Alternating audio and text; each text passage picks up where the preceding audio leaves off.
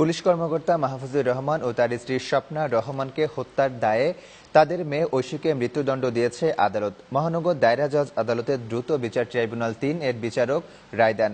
এছাড়া ঐশীর বন্ধু রনিকে ২ বছরের কারাদণ্ড দেওয়া হয়েছে এবং খালাস পেয়েছে আরেক বন্ধু জনি।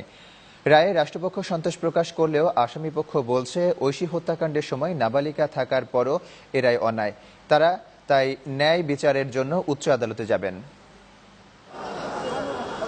বৃহস্পতিবার সকাল ১১টার দিকে বাবা মাকে হত্যার অভিযোগের মামলায় প্রধান আসামি ঐশী রহমানকে আদালতে আনা হয়। বেলা ১২টার দিকে ঢাকার ৩ নম্বর দ্রুত বিচার ট্রাইব্যুনালের বিচারক সাইদ আহমেদের আদালতে ঐশী ও তার বন্ধু আসাদুজ্জামান জনি ও জামিনে থাকা মিজানুর রহমান রনির উপস্থিতিতে রায় ঘোষণা করেন।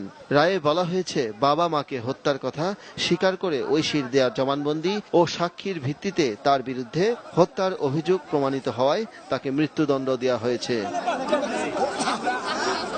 রাষ্ট্রপক্ষ জানিয়েছেন, মামলার আলামত ও সাক্ষ্য গ্রহণে সন্দেহাতীতভাবেই প্রমাণিত হয়েছে যে ঐশী রহমানই তার বাবা মাকে খুন করেছিল।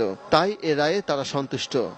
বিচার বিশ্লেষণ করে দেখা যায় সে অ্যাডাল্ট, সে নাবালিকা নয়, সে প্রাপ্তবয়স্ক, সে ইজ নট এ মাইনর। সেই প্রেক্ষিতে আদালত বলেছেন যে আসামিপক্ষ সেটা প্রমাণ করার চেষ্টা করলেও তারা ব্যর্থ হয়েছেন এবং সে অ্যাডাল্ট হিসেবে তাকে মৃত্যুদণ্ড দেওয়া হয়েছে। অন্যদিকে আসামি পক্ষের আইনজীবী রায়কে প্রত্যাখ্যান করে উচ্চ আদালতে যাবেন বলে জানিয়েছেন।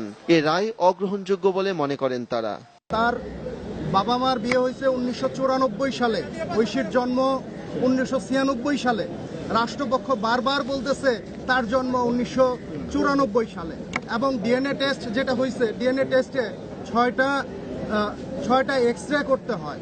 রাষ্ট্রপক্ষ 2টা এক্স-রে করেই বলতেছে যে তার বয়স প্রমাণ হয়ে গেছে, সে সাবালিকা। তখনও সে মাদকাসক্ত ছিল।